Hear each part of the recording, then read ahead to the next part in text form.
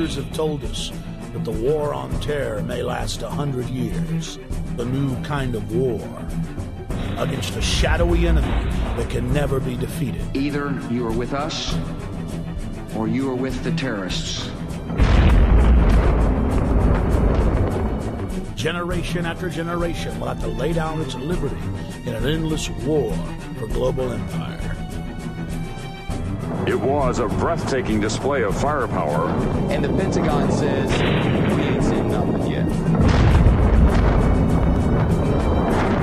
The perfect specter to convince populations to relinquish their liberty in the name of security. There is no doubt that Saddam Hussein now has weapons of mass destruction. There is no doubt that he is amassing them to use against our friends, against our allies, and against us.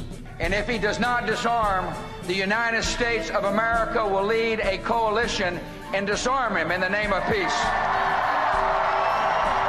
We've been told that we're facing a 100-year war that will last generation after generation.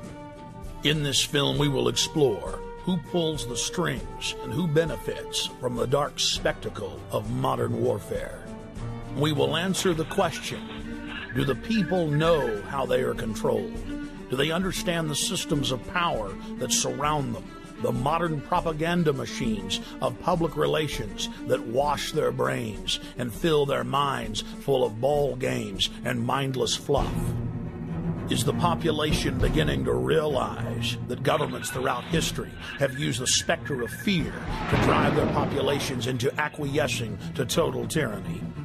September 11th, national ID cards, Big Brother, the Iraq War, the 7/7 bombings in London, the invasion of Iran.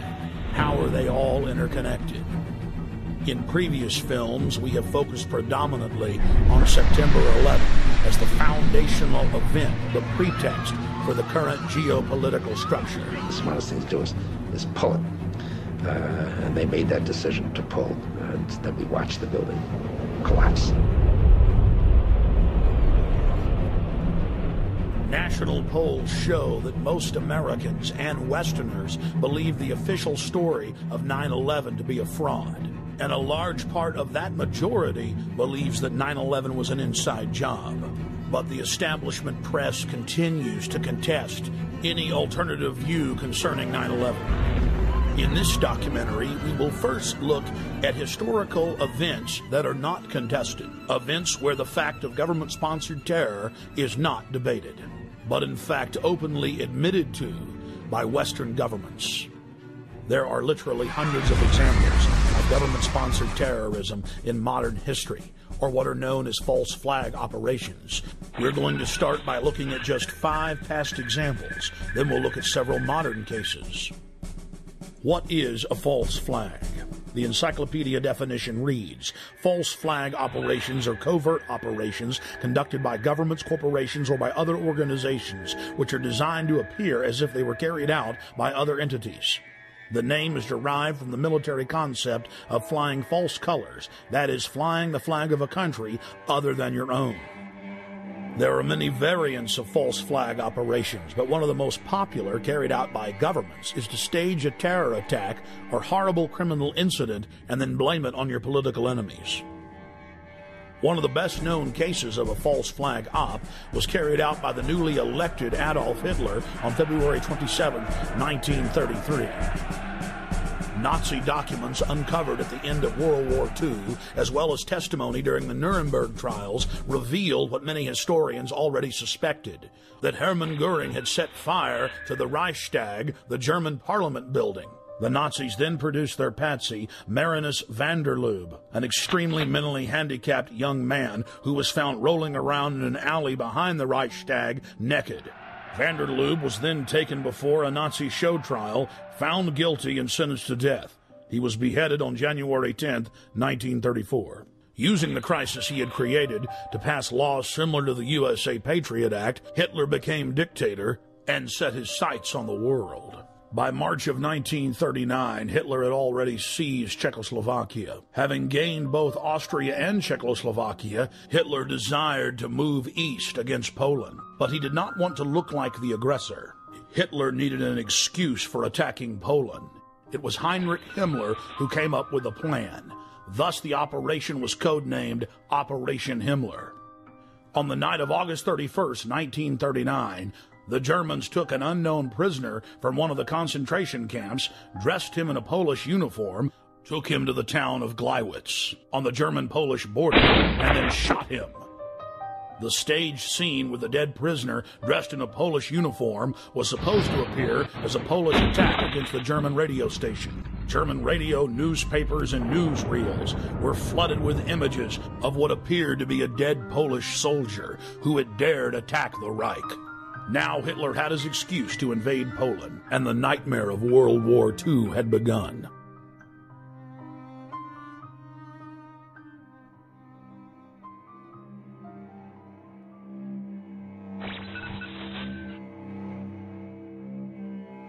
In 1953, the Central Intelligence Agency, working in tandem with MI6, overthrew the democratically elected leader of Iran, Dr. Mohammad Mossadegh. Mossadegh had been educated in the West, was pro-America, and had driven communist forces out of the north of his country shortly after being elected in 1951. Mossadegh then nationalized the oil fields and denied British Petroleum a monopoly. The CIA's own history department at CIA.gov details how U.S. and British intelligence agents carried out terror attacks and then subsequently blamed them on Mossadegh. In the late 1990s, large sections of Operation Ajax were declassified. The field commander of Operation Ajax was none other than the grandson of President Theodore Roosevelt, Kermit Roosevelt.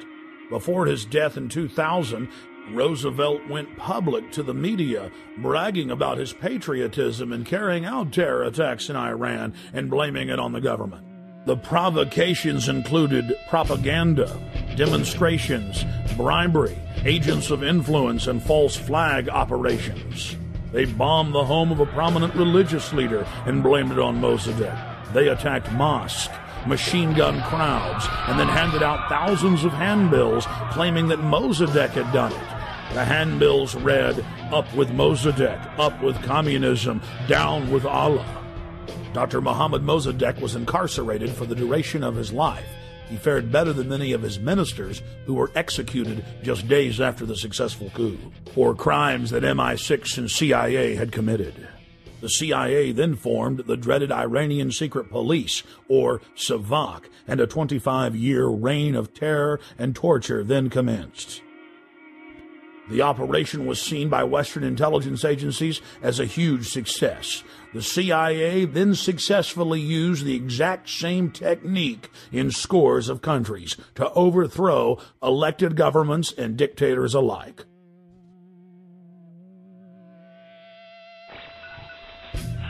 Operation Gladio is an umbrella name for literally hundreds of bombings carried out by Western intelligence agencies and NATO in Italy, Western Europe, the Middle East, Latin America, and Asia. From 1947 until 1981, Italian presidents have gone public admitting Operation Gladio targeted innocent civilians and was to be blamed on leftists and communists. On November 22, 1990, the European Parliament had a resolution condemning the activities of Operation Gladio. The former Italian intelligence chief has come clean concerning Gladio's actions as well. Many other countries have declassified documents concerning Gladio. It is part of the public record that our government and other Western governments targeted trains, buses, schools. Several times operatives zeroed in on school buses, knowing that images of dead children would get the population hopping mad and ready to relinquish their liberties. A particularly bloody bombing at the central station of Bologna, Italy, on the morning of August 2, 1980, which killed 85 people and wounded more than 200, caused some Italian officials to break their silence and begin to expose just a small part of this wicked operation. And now the Gulf of Tonkin incident. In the summer of 1964, President Lyndon Baines Johnson needed a pretext to commit the American people to the already expanding covert war in Southeast Asia. 3 communist PT boats attacked an American destroyer off the coast of Vietnam yesterday, and today President Johnson's response was hard and tough. To any armed attack upon our forces, we shall reply. To any in Southeast Asia who ask our help in defending their freedom, we shall give it.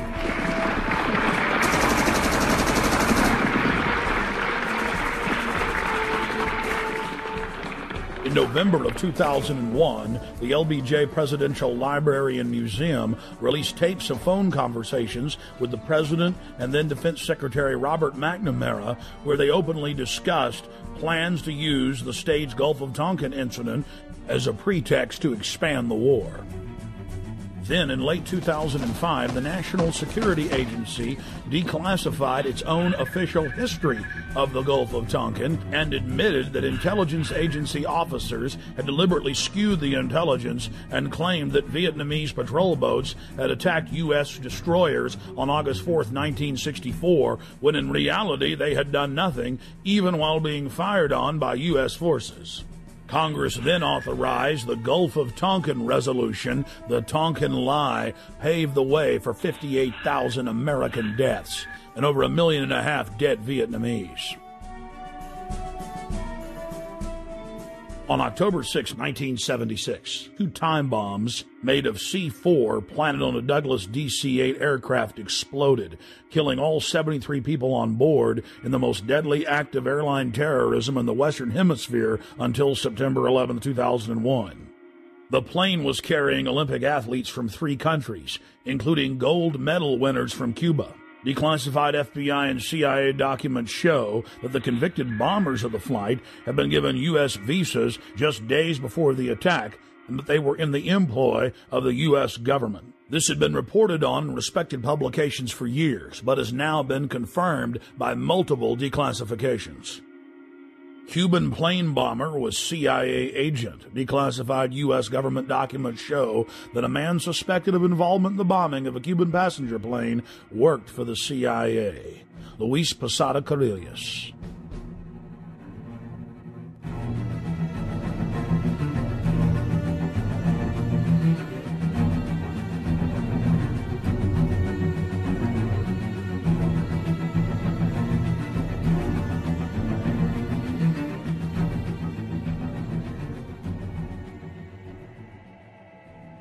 In the early 1960s, the chairman of the Joint Chiefs of Staff, Ella Lemonser, concocted a plan for false flag operations as a pretext to invade Cuba and for war with the Soviet Union. In Operation Northwoods, they planned to hijack jets by remote control, crash them, and blame the attack on Cuba.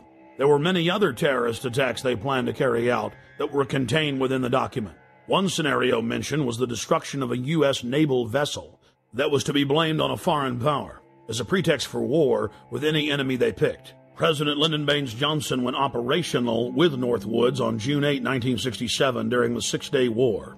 During the Six-Day War between Israel and the Arab nations, the USS Liberty was sent by Johnson to collect electronic intelligence in the eastern Mediterranean. The clearly marked U.S. intelligence ship was 14 miles off the coast of Israel in international waters. A short time after the air attack had been completed, the 3 torpedo boats approached us from our starboard quarter at high speed and in an apparent torpedo launch attitude. Israeli surveillance aircraft flew low over the ship and clearly identified it as an American vessel. At 2 p.m. that afternoon, the USS Liberty was attacked by 3 Mirage 3 fighter bombers. From the onset of the attack, the fighter bombers were jamming U.S. signals. Not only were they jamming U.S. signals specifically, they were also unmarked, the only unmarked aircraft in Israel's arsenal. The fighter bombers strafed the ships with their cannons, dropped conventional munitions and napalm on the ship, repeatedly from stem to stern. After the Mirages had done their work, the ship was hit by medium bomber Dassault missiles carrying napalm and other munitions like white phosphorus. The USS Liberty was then attacked by 3 Israeli torpedo boats bearing Israeli flags. The torpedo gunboats opened fire with high-caliber machine guns and launched torpedoes. A single torpedo struck the ship, blowing a hole in both sides, entering the ship and leaving a 30-foot exit hole when it exploded. Then the torpedo boats began strafing life rafts in the water. an international war crime. While all of this was happening, the oversized American flag flew clearly above the ship. The attack on the Liberty went on for hour after hour after hour.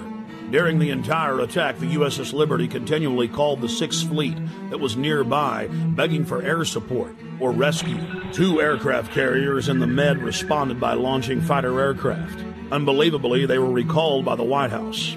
Rear Admiral Geist, then commanding the carriers in the Sixth Fleet, called Washington personally to confirm the recall order. Secretary of Defense McNamara came on the line, and then President Johnson himself told Geist, "I want that goddamn ship going to the bottom.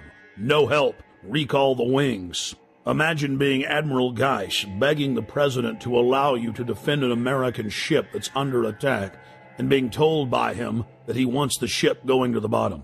Despite the fact that the U.S. carriers withdrew their help, a Russian spy ship appeared and witnessed part of the attack. After 3 hours into the attack, the Israelis withdrew because they were witnesses, allowing the damaged USS Liberty to limp to safety. 40 years after the attack on the USS Liberty, we know exactly what happened. I've interviewed former chairman of the Joint Chiefs of Staff, Admiral Thomas Moore. I've interviewed the admirals that were on the line who heard what President Johnson said. I've even talked to the head JAG officer of the Navy, who was ordered to falsify the reports and cover up what had really happened. One of the Israeli pilots has gone public as well, saying that 3 times he refused over his radio to headquarters to attack the ship, saying clearly that it was an American ship in international waters and an ally. He was ordered under threat of court-martial to engage the ship. In a nutshell, this is what happened. President Johnson had personal control over the ship, parked it in the Mediterranean, made a backroom deal with Israel to attack it with an order to kill all aboard. Then the attack on the ship was to be blamed on Egypt. The U.S. would enter the war and take over the entire Middle East in the aftermath of the attack on the most highly decorated ship in U.S. history. The captain and his entire crew were told they would spend life in prison or be killed if they told anyone what happened. Captain William L. McGonigal was given the Congressional Medal of Honor in secret and told not to tell anyone that he had won the award.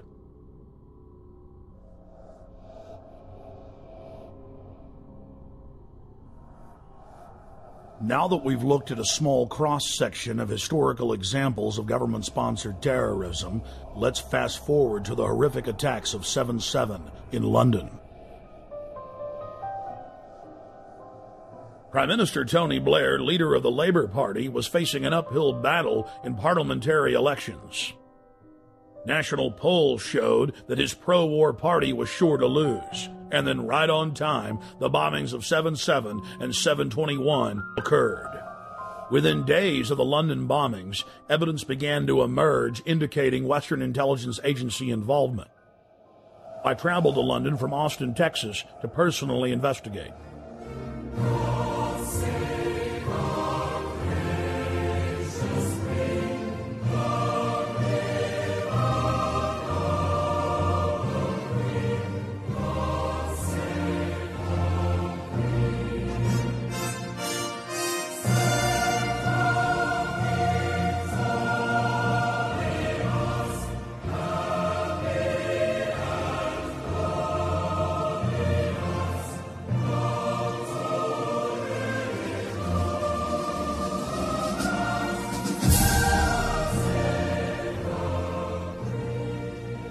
Once I arrived, I was met by Paul Joseph Watson and his brother Steve Watson, who are reporters for my news website, prisonplanet.com.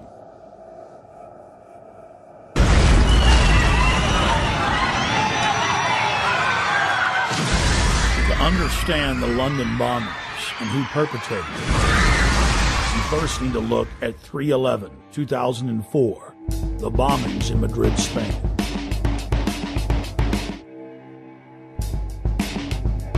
Years after the blast that rocked trains in the city of Madrid, Spain, the government admits that Al-Qaeda had no connection to the attacks. Every one of the supposed bombers had intimate links to the Spanish security services, including the head of their bomb squad. The alleged leader of the bombers, who reportedly gave dynamite to the terrorists, was connected to the Madrid bomb squad. And we see the exact same earmarks, the same M.O. in the London bombings that we witnessed in Madrid. On the morning of July 7th, 2005, 3 trains and a city bus were ripped to pieces when 4 military-grade explosive devices detonated. At 8:50 a.m., 3 explosive devices simultaneously detonated on 3 separate trains. Within minutes, eyewitnesses were reporting to the press that there had been multiple terror attacks. Despite the fact that 3 train cars were burning wrecks strewn with dead and dying Londoners, Scotland Yard for over an hour and a half claimed that all of the disruptions were simply caused by a power outage in the London Underground. Power surge on the Underground, that's all we heard. I mean, the bus was about an hour after the Underground, so that's when I think everybody knew that it wasn't what it was, you know. I think it was just an excuse, power surge, whatever. Why would they say that, though, knowing it wasn't? Trying to cover up, probably, you know what I mean? So there wasn't no panic and everybody sort of like just get on with everything, you know, so... Then, mysteriously, 50 minutes into the attack, the London Police Department orders the number 30 Hackney to Marble Arch bus to leave its normal route and to park at the corner of Woburn Square and Tavistock Place. At 9:47, a 4th bomb detonates, killing 13 civilians and injuring many others. Note, out of several hundred buses in service that morning, it's the only bus that the police take special control of and direct to Tavistock Square. I've been walking up and down this road, looking at the bus stops for a number 30. The bus stops have all the numbers of the buses on them individually. There's no number 30 on any of the bus stops. That's because the number 30 bus was specifically rerouted here on that day. To simplify it, there's no bus stop here. There's no number 30 bus stop here, no. Well, that was in the news, that it was specifically diverted here. They admitted that the number 30 bus was the only bus that was directed to a different area of the city. For what reason? Nobody knows, but they admit that. So it's very strange that for no reason it would come down this road when it was bombed. Remember, while all this is happening, the police are on radio and TV telling everyone that it's just a power failure, an outage. Meanwhile, commuters on the bus were listening to other radio reports where eyewitnesses were reporting explosions. The supposed bomber on the bus with the rucksack became panicked and began looking in his rucksack in what witnesses said was a confused and frightened manner. Weeks later, police detectives investigating the case said that all 4 of the bombers on the 3 trains and the bus didn't fit the MO, the modus operandi of bombers. They bought 2-way tickets. They'd played games of cricket the night before. They had good jobs and happy families. One of the alleged bombers was caught by surveillance camera arguing with the ticket clerk about the price of his pass. After Scotland Yard detectives had a chance to talk to some of the eyewitnesses from the bus and the trains, they stated clearly on the record that they believed that the bombers did not know that they had explosives in their backpacks. This was only one of many huge developments in the case that only received bare mentions in the back of the newspaper. The July 29th edition of Fox News Channel's Dayside program revealed that the so-called mastermind of the 7/7 bombings, Harun Rashid Aswad, is a British intelligence asset.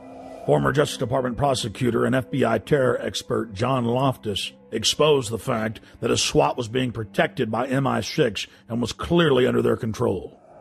Aswad is believed to be the mastermind of all the bombings in London. On the 7/7 and 7/21, this is the guy, we think. This is the guy, and what's really embarrassing is that the entire British police are out chasing him, and one wing of the British government, MI6, or the British Secret Service, has been hiding him.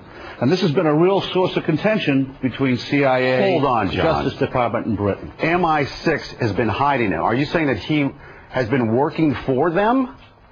Oh, I'm not saying it. This is what the Muslim Sheikh said in an interview in a British newspaper back in 2001. So he's a double agent, or what? He's a double agent. So he's working for the Brits to try to give them information about Al-Qaeda, but in reality, he's still an Al-Qaeda operative.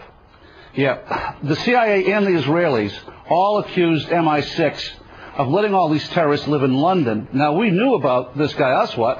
Back in 1999, he came to America. The Justice Department wanted to indict him in Seattle because him and his buddy were trying to set up a terrorist training school in Oregon. The headquarters of the U.S. Justice Department ordered the Seattle prosecutors not to touch Aswat. Hello. Now, hold on. Why? And that's, well, apparently Aswat was working for British intelligence. Now, there's a split of opinion within U.S. intelligence. Some people say that the British intelligence fibbed to us. They told us that Aswat was dead, and that's why the New York group dropped the case. That's not what most of the Justice Department thinks. They think that it was just, again, covering up for this very publicly affiliated guy with Al Mujarrab. He was a British intelligence plant. Our CIA says, okay, let's arrest him, but the Brits say no again? The Brits say no. Now, at this point, 2 weeks ago, the Brits know that the CIA wants to get a hold of Haroun. So what happens? He takes off again. Goes right to London. He isn't arrested when he lands. He isn't arrested when he leaves. Even though he's on a watch list. He's on the watch list. The only reason he could get away with that was if he was working for British intelligence. He was a wanted man. And then takes off the day before the bombings, as I understand it? Yeah, and goes to Pakistan. The Pakistanis arrest him. They jail him. They jail him. He's released within 24 hours. In London, we spoke with David Shaler, a former MI5 agent who was convicted of breaking the Official Secrets Act and imprisoned for 6 months. With regard to 7/7, there has been a witness report now included in a local British newspaper called the Cambridge Evening News, in which somebody who was on one of the tube trains says that he didn't see a man with a rucksack. In fact, after the explosion, what he saw was metal pointing upward from the bottom of the carriage. That would indicate, of course, that the bomb was not carried onto the tube train, but was in fact attached underneath it. Now again, nobody in the British national press is following that up. Now I hope investigators and the police are. A current member of British Parliament and a former cabinet minister in Prime Minister Tony Blair's government, Michael Meacher, was sacked in 2003 for raising important questions on the eve of the Iraq War. Atrocity of London bombings where 56 people were killed. That was on the 7th of July, 7/7 we call it. It's a very convenient way of ensuring there is fear, of ensuring that there is control, and of ensuring that those who are in the know, and of course we cannot tell you because it is all secret, are in a position of extreme power. As part of our inquiry into the London bombing, we wanted to investigate the suspicious death of Jean-Charles de Mendes. Within days of his brutal murder at the Stockwell tube station in the London Underground, evidence of a cover-up began to emerge. What did you witness with the unfortunate Brazilian man that died? All we saw was the police running into the station with guns. That's all we saw. We didn't see anything else at all. And then after that, a couple of seconds after that, we were vacated down South Lambeth Road. That was all we saw. We didn't see anything else. I mean, are you sad for him and his family that he's dead? Oh, yeah, but at the end of the day, he should have stopped and surrendered, shouldn't he? If it had happened in his own country, he would have been shot down as well. So, with all that's gone on, the police were only doing what they thought was best, as far as I'm concerned. Why do you think he ran? Well, because his visa had run out, obviously, but he's not going to have armed police running after him just because his visa's run out, has he? So, the police were protecting, you know, the people travelling on the tube, so I don't see any wrong in what the police have done at all. I understand your view on that. Why do you think they shot him 8 times in the head? Oh, I don't know. It's a lot of times to shoot him. It is a lot of times to shoot him. How many times did you hear they shot him? 5 at first. 5, and then, no, 3 first, then 5, then it went up to 8. So... And the police admit they tackled him and then shot him. Well, they told him to surrender, didn't they? They told him to stop, and he didn't. He carried on running, so, you know. What else could they have done, as far as I'm concerned? 007, huh? 007. License to kill. Yeah. I still believe that there should be a shoot-to-kill policy. I still believe, personally. But that's my views, you know. I think people should give up their liberty for freedom. All right. London police were later forced to admit that Mr. de Mendes never ran from them, wasn't wearing a heavy coat, and that a special army unit had killed him execution style with over 10 shots to the head at point-blank range. The British government was so desperate to keep the details of the shooting secret that they went so far as to arrest an ITN television journalist who had simply gotten a copy of what would normally be a public police report. Government whistleblowers and police have also been suspended and arrested for telling the truth. We had our details taken and were threatened with arrest simply for asking questions of locals outside the Stockwell station and videotaping police. Where are you based? Austin, Texas.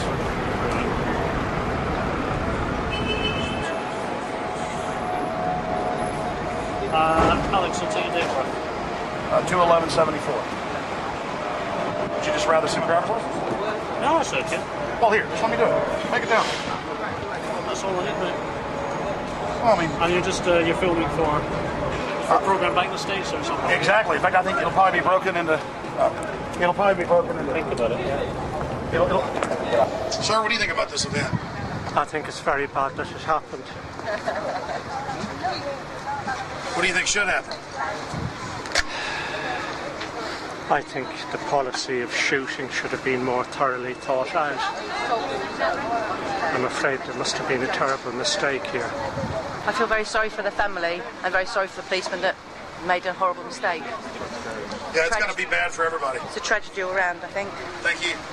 The police first claimed that it was a hot morning when official weather reports showed that it was around 60 degrees and that Mr. Jimenez was running down the street wearing a giant padded coat with wires sticking out of it, that he vaulted over the turnstiles, charged through a crowd of pedestrians, raced onto the train, and was about to detonate bombs when the heroic officers gunned him down.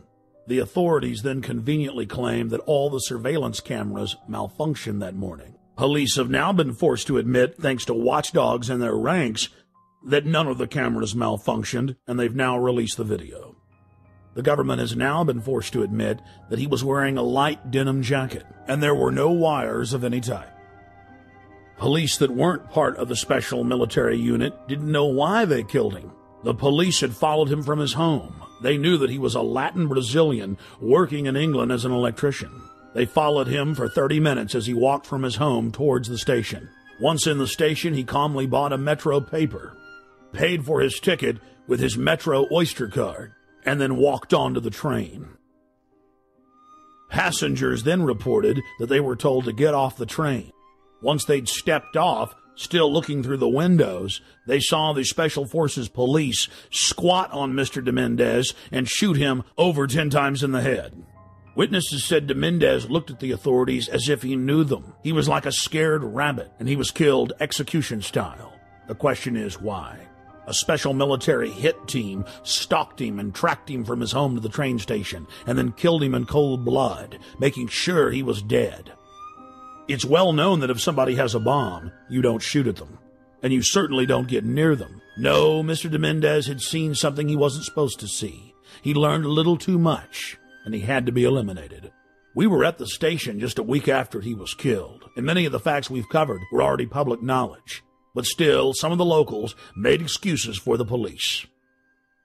Within hours of the 7/7 bombings, Israeli army radio was reporting that Benjamin Netanyahu, the former prime minister of Israel, had been warned not to leave his hotel that morning to attend a meeting less than 100 yards away from one of the train stations that was bombed. The Associated Press ran the headline, "Netanyahu changed plans due to warning." Then the current Prime Minister, Ariel Sharon's office, instructed Israeli officials not to give interviews to the foreign media concerning the warning. Israel's Foreign Office attempted to spin the story, saying that they'd given a general warning to the British that day. Then, several weeks later, the head of Mossad told a major German newspaper that he indeed had issued a warning to Benjamin Netanyahu at 8:40 a.m., 10 minutes before the first blast. Conveniently for authorities, the bus surveillance camera malfunctioned. Something else happened that was convenient for the establishment line. All 4 of the supposed bombers' identification cards survived unscathed at all 4 events. But there was just one problem. In one case, one of the bombers' IDs was found at 2 separate locations. As the evidence mounts, it is crystal clear. Only criminal elements of the British government could stage the attacks and then engage in the cover-up. The reason the Netanyahu story is important is it clearly shows that other intelligence agencies were aware of what was going on in London that day and took necessary precautions to protect their Minister of Finance. In 1994, the Israeli embassy in London was bombed. This was at a time when I was in the service. I joined the Middle Eastern section shortly after that, and I was actually astounded to read a document written by a senior MI5 officer who'd seen all the information coming in about this attack, and he said that he believed that the Israelis had bombed their own embassy. In any staged terror attack, governments have to be extremely careful to keep the operation shielded, compartmentalized. Most people in government are moral individuals who believe that they're standing up for their nation's sovereignty, for its national interest, and it's absolutely essential to keep them in the dark. One of the chief tools used by governments as a smokescreen is staging exercises or drills at the exact same time and exact same places as real events. When the Oklahoma City Federal Building was bombed, the Bureau of Alcohol, Tobacco, and Firearms was staging an anti-terror drill with their bomb squad on the morning of April 19, 1995, at the same time that the real event took place. On the morning of September 11, 2001, the Pentagon was running 5 separate drills. 2 of the drills targeting the exact same targets at the exact same time. That caused NORAD to stand down, believing it was just a drill. And London was no different.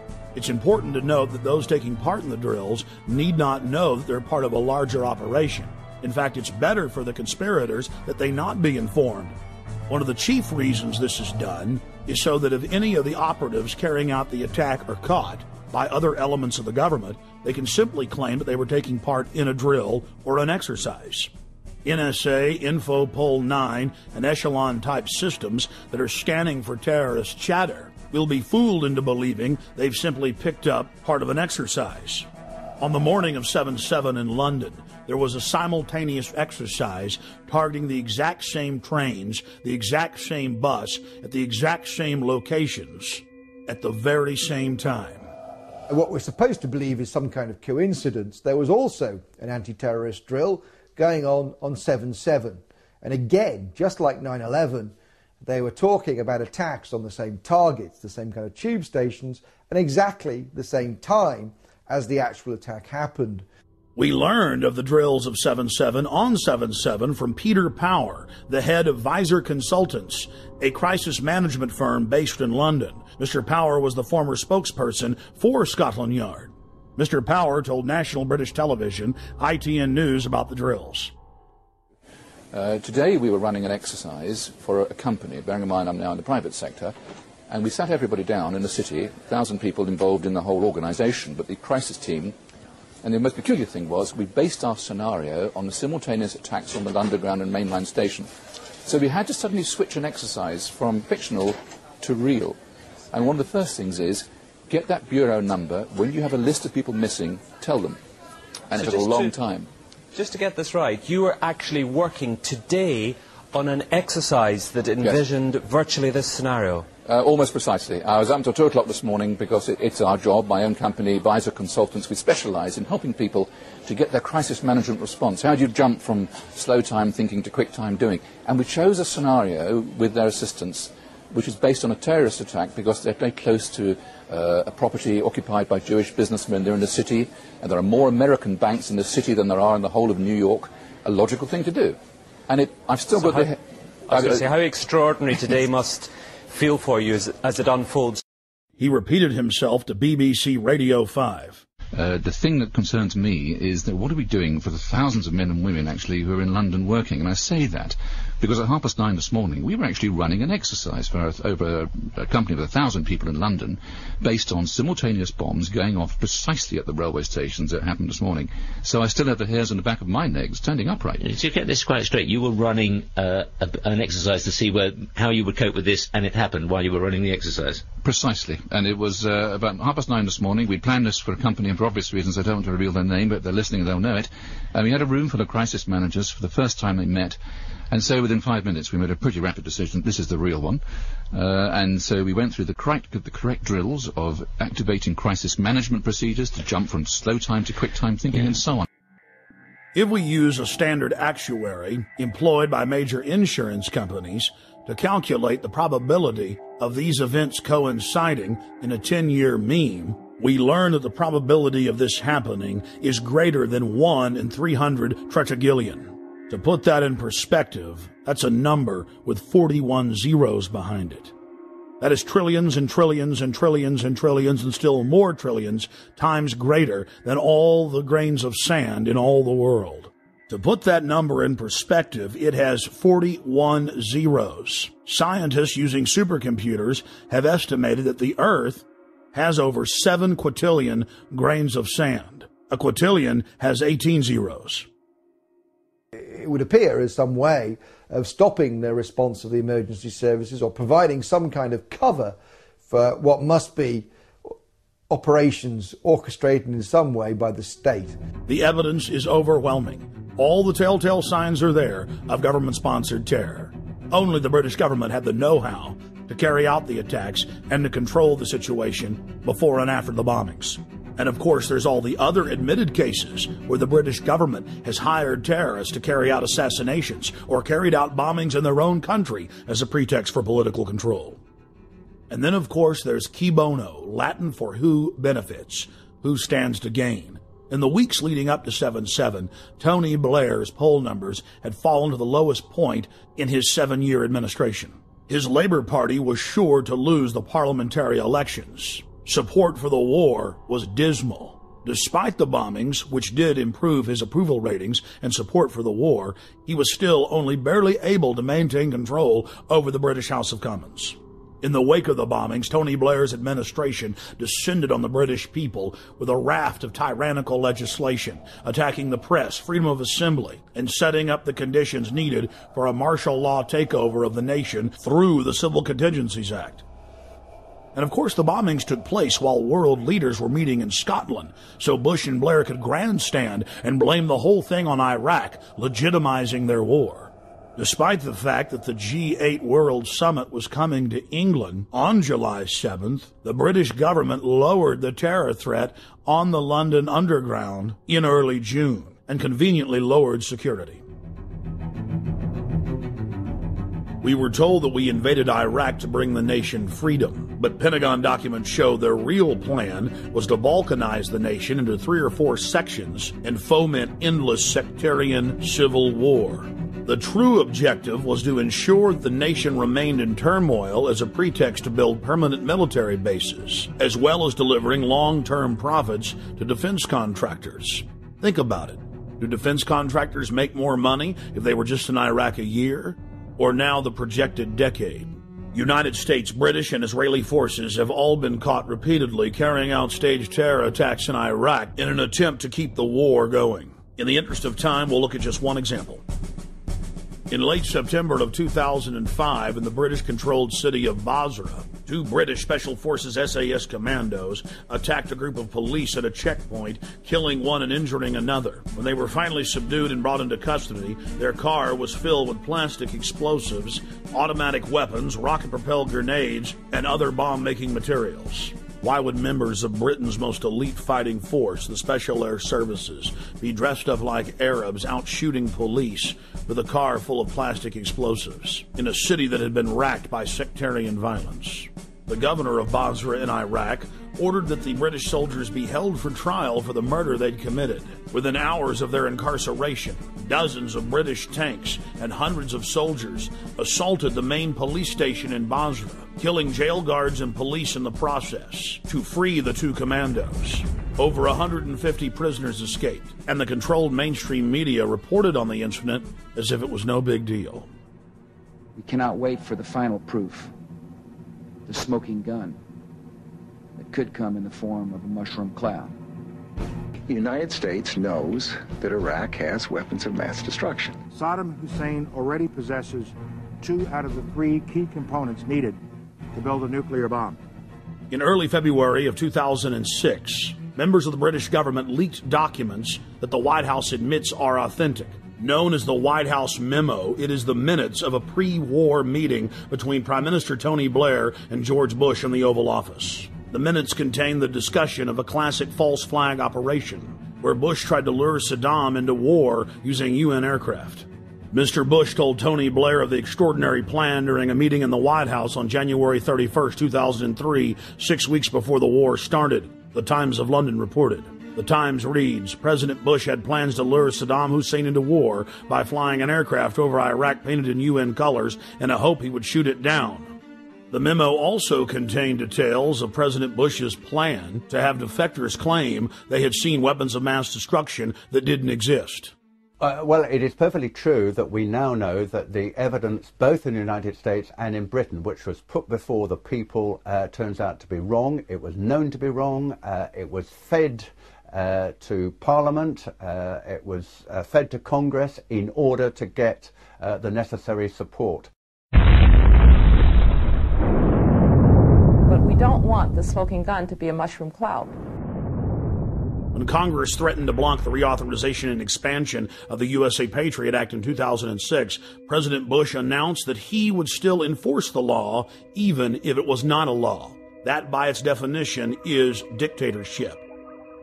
When President Bush was caught secretly paying off reporters and newspapers and television stations across the country to the tune of $1.6 billion in 2 years, the Governmental Accounting Office declared it illegal. Every single action by itself was a felony, and there were tens of thousands of instances.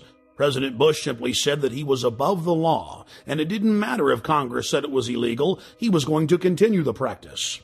When a leader declares themselves above the law, you are living in an official dictatorship.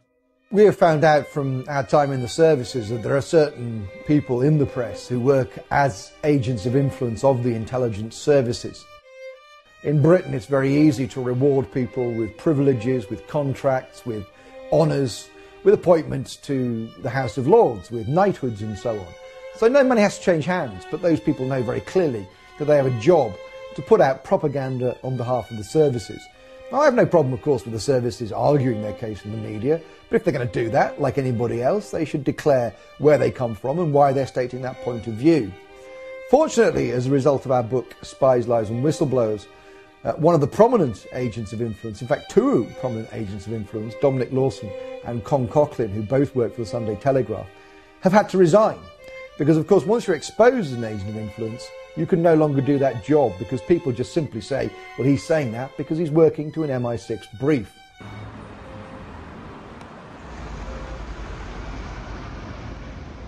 When Congress informed Bush that secret arrest, secret detention, and torture was illegal, he simply had his Attorney General, Alberto Gonzales, issuing a policy paper claiming that it was lawful. Known as the infamous torture memos, Gonzales said that they would simply stop calling it torture and call it pressure, and that if someone died in custody from torture, that was acceptable.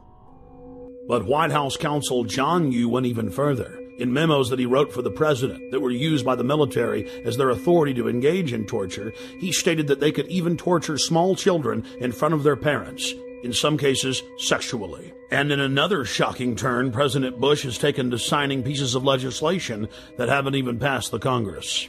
President Bush was also caught engaging in warrantless searches using the National Security Agency to spy on the American people. Bush claimed that he had executive authority to ignore any federal law he wished. The 1878 Posse Comitatus law bars the military from engaging in law enforcement activities against the American people. Bush was caught using the Defense Intelligence Agency, a branch of the Pentagon, to spy on peaceful anti-war activists. He again claimed that he was above the law. Bush then claimed that the Constitution gave him the right to spy on the American people. Of course, the Constitution and Bill of Rights says the exact opposite. In the midst of the scandal, the retiring head of the National Security Agency went before the National Press Club and informed everyone that there was no need of a warrant in America. He chastised a reporter who claimed that you needed probable cause to search someone. He said all that was needed was that it be, quote, reasonable, and the government would decide what was reasonable. My understanding is that the Fourth Amendment of the Constitution specifies that you must have probable cause to be able to do a search that does not violate an American's right against unlawful searches and seizures. Actually, the Fourth Amendment actually protects all of us against unreasonable search and seizure. But that's what it says. The measure is probable cause, I believe. The amendment says unreasonable search and seizure. But does it not say probable? No. The court standard, the legal standard, search and seizure. the legal standard is probable cause. General, you used the terms just a few minutes ago. We reasonably believe, and a FISA court, my understanding is, would not give you a warrant, if you went before them and say, we reasonably believe, you have to go to the FISA court, or the Attorney General has to go to the FISA court and say, we have probable cause. And so what many people believe, and I'd like you to respond to this, is that what you've actually done is crafted a detour around the FISA court by creating a new standard of reasonably believe in place of probable cause, because the FISA court will not give you a warrant based on reasonable belief. You have to show a probable cause. Could you respond to that, please? Sure. I didn't craft the authorization. I am responding to a lawful order. All right? The Attorney General has averred to the lawfulness of the order. I will now read the Fourth Amendment in its entirety. The right of the people to be secure in their persons, houses, papers, and effects against unreasonable searches and seizures shall not be violated, and no warrant shall be issued but upon probable cause, supported by oath or affirmation, particularly describing the place to be searched and the persons or things to be seized. Notice the Fourth Amendment clearly states no warrant shall be issued but upon probable cause, and that must be supported by an oath or affirmation, and particularly describing the place to be searched and the persons or things to be seized. That is the definition of reasonable. Reasonable is having a witness and having probable cause, and specifically knowing what has been done that is wrong and against the law that you're searching for. Not just, oh, we say we're being reasonable. The National Security Agency director clearly knew what he was doing. He knows that 99% of Americans have no idea what the Fourth Amendment actually says. So he claims that it's okay for them to spy on us without a warrant, counting on us being ignorant. That ignorance needs to end. Or maybe he's looking at a Fourth Amendment that the rest of us haven't seen. Several years into the occupation of Iraq, President Bush told the world that they had freedom of the press. Now it's been revealed that if you write one story critical of the occupational government, you are instantly arrested and sentenced on average to 30 years in prison. In some cases, reporters are simply executed or tortured. Then it came out that the Pentagon was covertly controlling almost every major newspaper in Iraq, and that PR firms were writing most of the stories in the United States. But it's not just going on in Iraq. Billions and billions of dollars a year are spent paying off reporters, planting fake news stories, and producing fake newscasts. The military calls this InfoWars, seizing the mind of the enemy, and they are treating the American people like an enemy. When you learn that the Pentagon, the CIA, and the White House are openly engaging in military-style propaganda against the American people, then you begin to realize why large portions of the American population simply don't have their facts straight. We asked David Shaler about MI5 and MI6 connections to Al-Qaeda. I learned of an operation in which MI6, the British External Intelligence Service, had funded Al-Qaeda to carry out an operation to try and assassinate Colonel Gaddafi of Libya. And once I'd become briefed on a plot in which MI6 was funding our terrorist enemies without government permission, I no longer wanted to be part of that setup. We also spoke with former MI5 agent Annie Machon, herself a whistleblower, exposing MI5 and MI6 wrongdoing. I went public in conjunction with my partner because we'd seen so many dreadful things going on, and we believe that the British public deserves better protection. My own not as much government but intelligence services were carrying out operations in which innocent Libyans died. David was briefed officially by MI6 officers on their attempt to assassinate Colonel Gaddafi by funding Al-Qaeda in Libya. So I felt the need to say something about that. It took a long time to have the courage to be able to do that with the newspapers in this country, but eventually I decided that was the only way forward.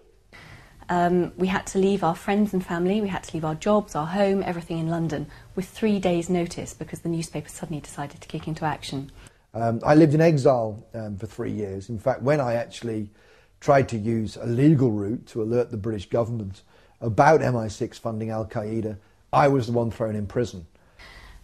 We then tried to negotiate with the government. We tried to say, please take our evidence about the crimes we've seen. The government refused then, and to this day, 8 years on, they are still refusing to take David's evidence and my evidence about crimes committed by our intelligence agencies. We have sources have told the press, sources in America from the State Department and the CIA have confirmed that payments were made to a group in Libya that was associated with Osama bin Laden. A document actually appeared on the internet which predates the attack and describes exactly the modus operandi, the way of carrying out the attack, the timing of the attack, the people involved, the Islamic extremists and so on, that I described when I went on the record. As a result of the attacks on 7/7, the British people seem much more complacent and will allow the state to infringe their liberties in a way that they wouldn't allow them to do otherwise. While in London, I learned that Parliament had just passed a law that would ban any type of free speech within several miles around the British Parliament building. Blair's approval ratings go up when there is an event. Bush's approval ratings go up when there is an event. What, quote, Muslim extremists in their right mind would carry out an operation that would empower the New World Order global empire, whose epicenter is London and New York and D.C.? Why would anybody put up with this? My friends, never give up your liberty. Stand up against tyranny. Learn the truth and find out who has the motive. Find out who has the motive to scare you into submission, to intimidate you, to bully you, into accepting their wars of global war and empire and genocide. At a time like this, I think people are prepared to give up a little bit of their liberty, aren't they? Just a bit. I mean, yeah, it's okay. I mean, if you've got nothing to hide, it's not really a problem, is it? I think we should be just a bit firmer on what we've allowed here. I think we've been too democratic and we've been too soft. What is done to people who wish to demonstrate is increasingly worrying. A lot of demonstrations, both at Genoa, at the G8 at Gleneagles, many other places around the world, there is no wish of those who demonstrate, in my view, for violence. They disagree profoundly with what their governments are doing. I'm not saying whether they're right or wrong. I'm simply saying that they should have the right to do so without harassment, intimidation, or indeed being charged, attacked, and being seriously injured. Because the only ones who are going to be allowed to have the big loudspeakers out in the public areas, just like in China, are going to be the state. I must say one of the things that does concern me is Brian Hoare, who camped outside Parliament in the square, which actually faces the parliamentary buildings, faces the large iron gates where ministers come in and MPs go in and out. It may be ignored, he may be laughed at, he may be mocked, but at least he is able to do it, and some people may listen, and you may have more effect than we realise. Now, we call that, or at least we used to call that, free speech. What about the Freedom Lady, the Statue of Liberty? Well, I did hear a rumor that the Statue of Liberty has been brought in for questioning. She may be with Al-Qaeda. You're probably right. 6 times they've taken me to court. Oh no, we took them to court this time, by the way. We took Mr. Charles Clark, the Home Secretary, and Mr. Ian Blair, the Commissioner of Police. I was the complainant, they were the defendants. And it was found in my favour. It is very much of concern that we've actually got an Act of Parliament which in one of its sections is clearly designed to prevent him or people like him putting across a message which they feel passionately about and which could be heard within the confines of Parliament. I find that very worrying. I bullhorned Parliament 3 days before the law went into effect.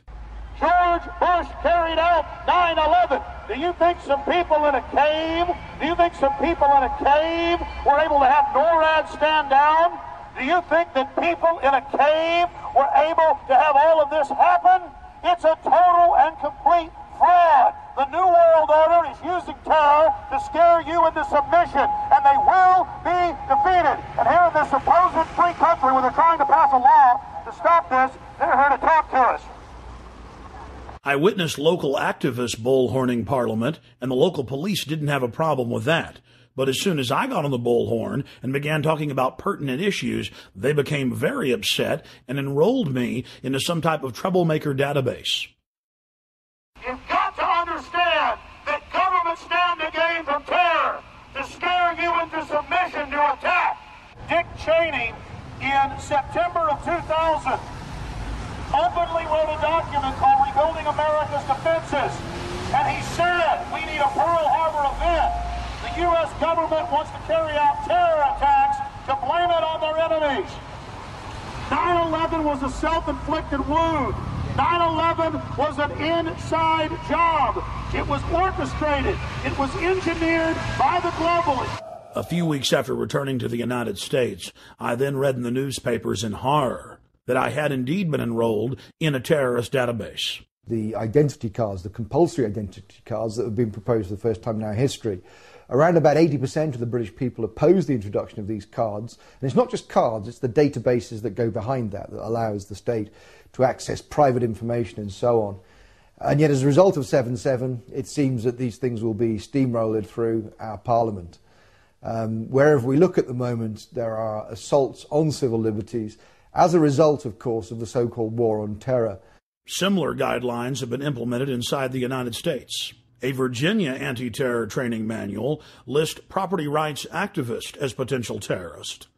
A Texas manual lists those wearing Levi's jeans, having cell phones, and who are, quote, friendly towards the police as potential terrorists.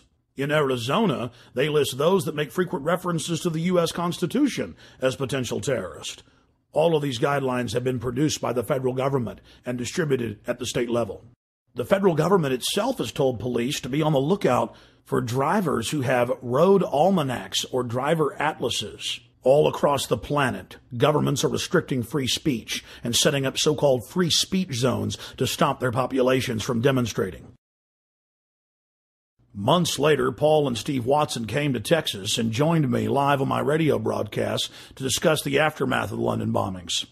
We are joined in studio by Steve Watson and Paul Watson. Guys, you've been in the United States now for about 7 days. How have you liked it? It's been pretty good so far. Obviously, it's all Western culture, so it's pretty similar. When we were in London, I mean, there were so many facets to it. But what was it like to have the police march up to you and tell you to turn your camera off when you were just on a public street interviewing people?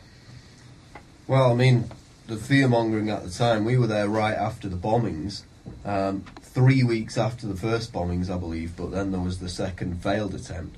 So the state of panic was still quite high, even though Londoners basically were apathetic to the attack. They just got on with their lives. They weren't really buying the government propaganda on it. We had case after case where we'd be out on the street doing interviews with people, and we'd be showing the video cameras, and there were people working right there at the Hard Rock Cafe, and I'm like, look at these cameras, they're everywhere, they're in plain view, and the manager comes out and goes, you know, thanks for showing me that, I've never noticed those. What's your name, sir? Charlie. I'm Alex, nice to meet you, Charlie. How you doing? Good. What do you think of the new symbol of the United Kingdom is going to switch from the Union Jack to the black surveillance camera? Well, you know, there's plenty going on in London, so they need the surveillance cameras everywhere. But, I mean, it's going to be the new national symbol, or of course I'm being sarcastic, but really it has become the national symbol. 4+ million surveillance cameras in the great city of London alone. Nothing to say about it. You know, I don't even see them then. You don't see them? They don't exist? No. 4 million in the city. That's the first time I've even noticed they're there, and I've been working here a year. Out of sight, out of mind, huh? That's it, that's it. That's kind of Orwellian, though. You seem like a smart guy, but did you know only the smartest people in the inner party know how to engage in doublethink and doublespeak, where you don't even notice the cameras that are there? In fact, if you say they're not there, they're not there. Here, together, let's say they don't exist. All right, they don't exist. 2 + 2 = 5, hey. Hey, you could get an inner party membership. All right, I'm into it. I mean, that was actual doublethink. Steve, Paul, you want to comment on that? Well, let me read a quote from Orwell from 1984. Doublethink is an unending series of victories over your own memory, reality control. To know and not to know, to be conscious of complete truthfulness while telling carefully constructed lies, to hold simultaneously two opinions which cancelled out knowing them to be completely contradictory and believing in both of them, to use logic against logic to repudiate morality while laying claim to it. And this is exactly what we saw over and over again in London. you've got a nest of, what, 6 or 7 cameras, and people are out there saying they've never noticed them. It's like, it's a survival mechanism to deny reality, but at the end of the day, it's not even a survival mechanism, it's quite dangerous. We were asking the attitudes of taxi drivers about the bombings. They were all quite ambiguous. They kind of believed the government line at that point. You ever wonder who's really behind it?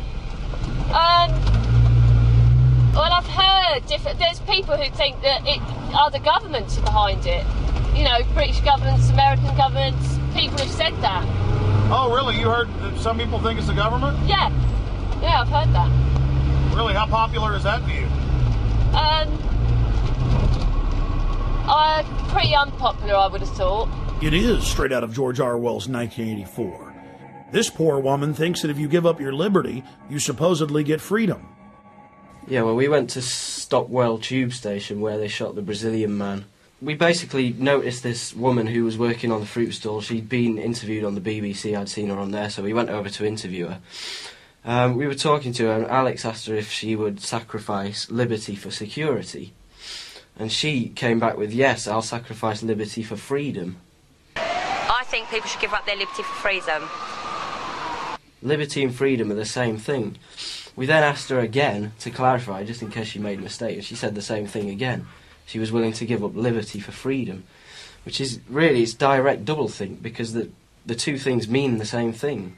We found the same mindset in Crawford, Texas, outside Bush's ranch, that we witnessed in England. Populations who are willfully ignorant, who revel in being lied to. Well, we're on our way out to Crawford, where President Bush is vacationing for 5 weeks. He spent about a fourth of his time in the administration out here at his Hollywood set. Though he admittedly is afraid of horses and cows and many other forms of wildlife, and of course he was born in Kennebunkport, Maine, and spent most of his life there, he likes to put on a cowboy hat and a big belt buckle and strut around. He meets with all these different world leaders and decides to, basically how to carve up the world. He meets with the Saudi leaders and holds hands with them. He meets with Ariel Sharon. He meets with leaders from all over the world, but he certainly doesn't meet with the mothers of dead soldiers.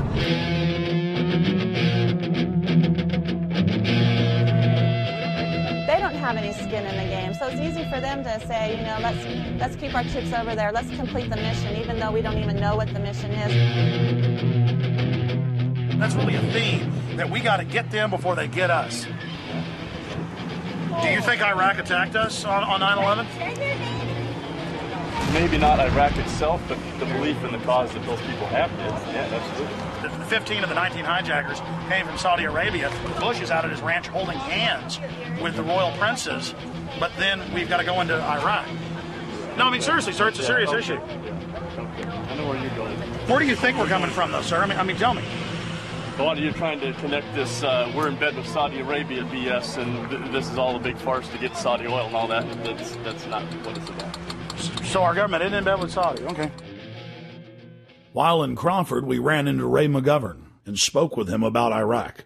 Ray McGovern is a retired, senior-level CIA analyst whose career spanned the administrations of John F. Kennedy to George H.W. Bush.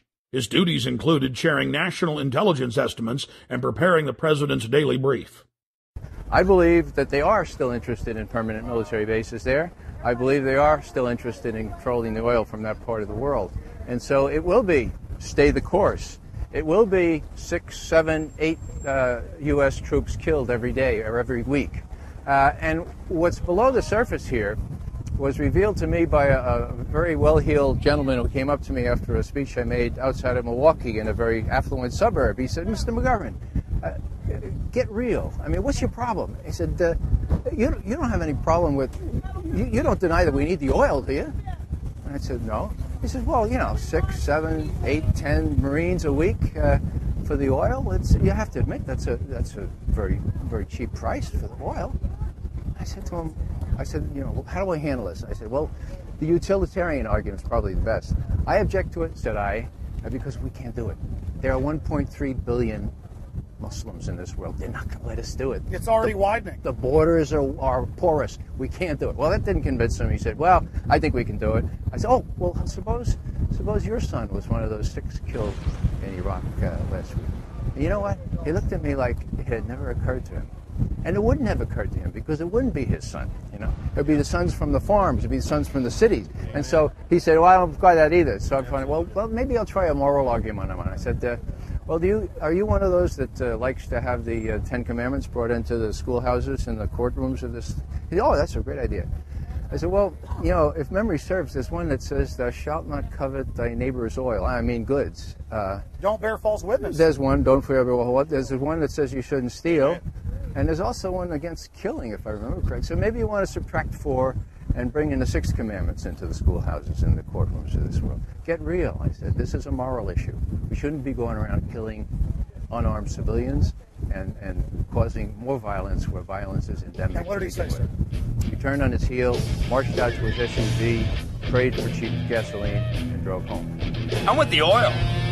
Let's educate them, bring them into democracy, and take their oil. Apparently somebody took too much yellow acid and got the story wrong. The majority of the construction, and the vast majority, I could say 90% of the construction that I saw wasn't with the Iraqis, it was with the American bases that they were building.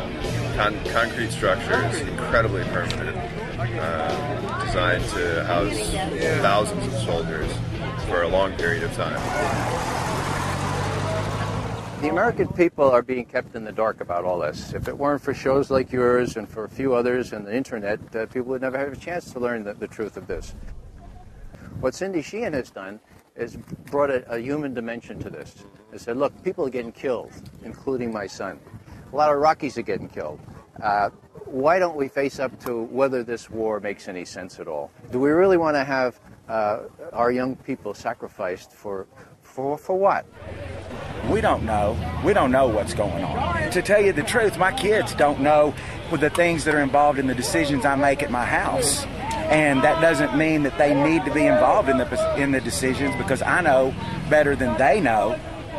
It's because I'm more informed, and I'll give him that same benefit. You know, we did elect him. Where have we lost our freedom? All across the... Where? They're using Homeland Security against topless bars. They're using Homeland Security against toy store owners. They're using Homeland Security against pot dealers, and that's wrong. They're using Homeland Security, quote, against gang members. It's admitted. Are you familiar that the Gulf of Tonkin never happened? LBJ tapes have now been released. We went to war. Well, you know, I just got to point out to Wolfowitz and Pearl and Feith and Abrams and Wormsers, you know, people like that, who this has been their plan, and it's about, you know, it's about imperialism. It's about abusing a nation's natural resources. It's about greed and power, and it's nothing about keeping America safe or freedom and democracy for the Iraqi people. You know? I believe that America, right from the start of the Bush administration, has been focused on the use of American military power in order to extend control by America of strategic areas in the world. Now we have the Downing Street minutes, which show that as early as July 23, 2002, the head of British intelligence, just back from Washington, said to his prime minister, it's a done deal, the decision for war is inevitable, the war will be, quote, justified by the conjunction of terrorism and weapons of mass destruction, and intelligence and facts would be fixed around the policy of war. There's the proof that the intelligence, all this justification in quotes for the war, was a fraud from day one. The Project for a New American Century, the think tank, with the report called Strengthening America's Defenses. This is frankly a demand for full spectrum dominance by the United States. I think the most chilling aspect of the Project for a New American Century document is this kind of transformation of our foreign policy, this kind of strengthening of America's defenses is a revolutionary change, and is not going to come. It's not going to happen at all quickly, absent a new catalyst of massive proportions. For example, a new Pearl Harbor.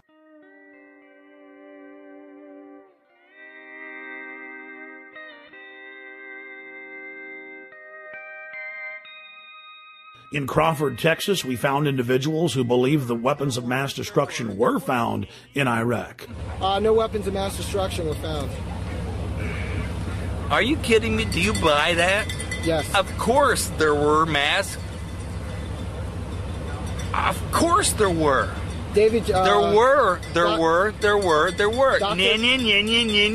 This guy would make a great citizen in George Orwell's fictitious 1984. If we took them all away, does that still mean that if he had the capability, would he still? See, that's in the mind. Well, she's got an ad on TV that said he lied, my son died. You know, he hasn't lied to nobody. What did George Bush lie about? He said he was going to protect this country. Weapons of mass destructions. That no matter what it took to keep the enemy out of our backyards. He never said there weren't going to be nobody killed. That's war. I think they're saying that Bush lied about WMDs, not about troops were going to die. But did he though? Those weapons were there. The authoritarian powers of the state, which are available to government, is very dangerous. And I think we live in a state, we live in states, both the United States and the UK, where the powers to question, to call in evidence, to demand explanation, to hold to account those who are in control are gradually, systematically being weakened. This is very dangerous in a democracy.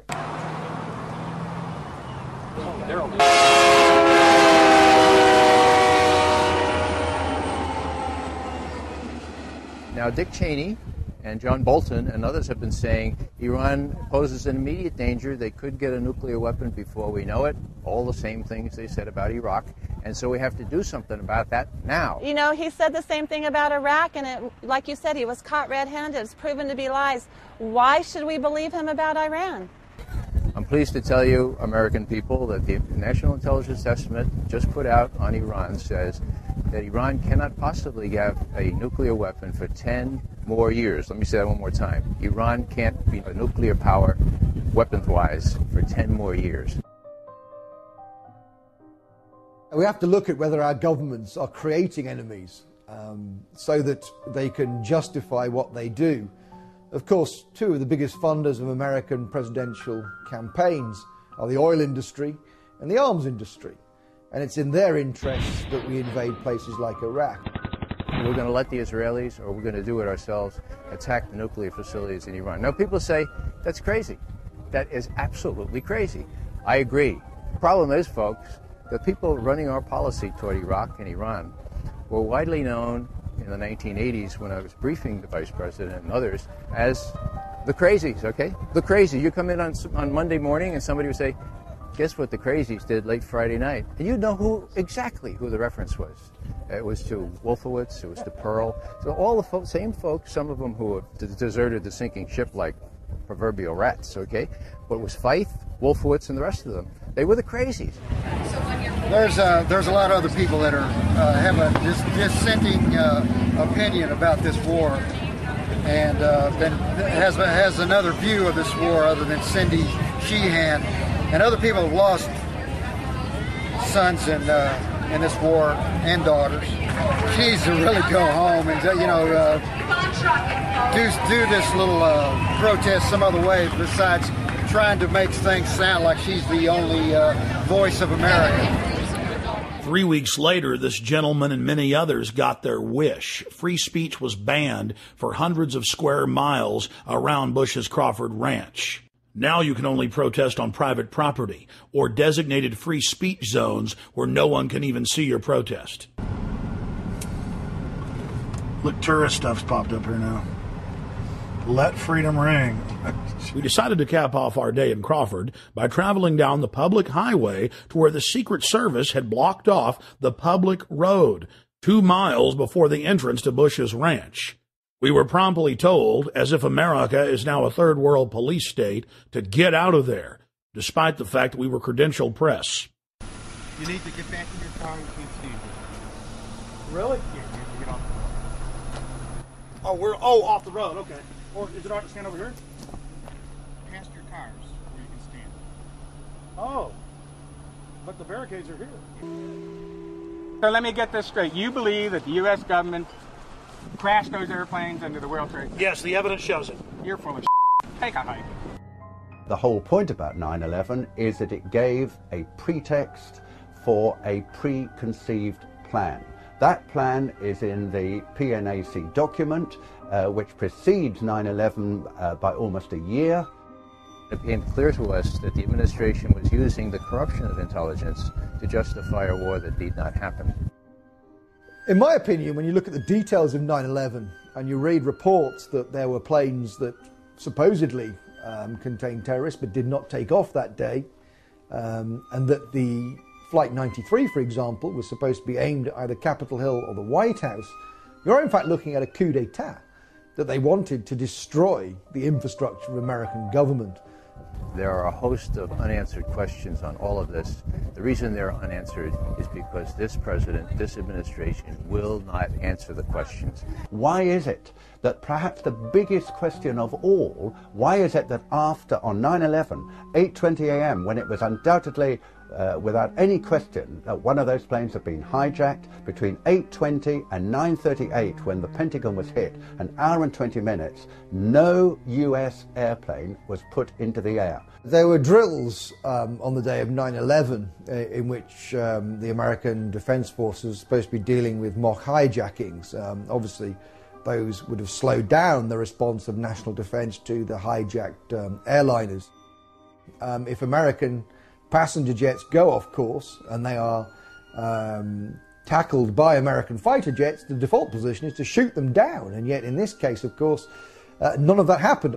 There was the Andrew Air Force Base, 10 miles from Washington. It has a squadron of F-16 fighters. None of those was put into the air. This is absolutely almost incredible. The most powerful military technological country in the world, albeit under a terrifying attack, was not able to put planes into the air, which actually could probably have stopped at least the second and third hits.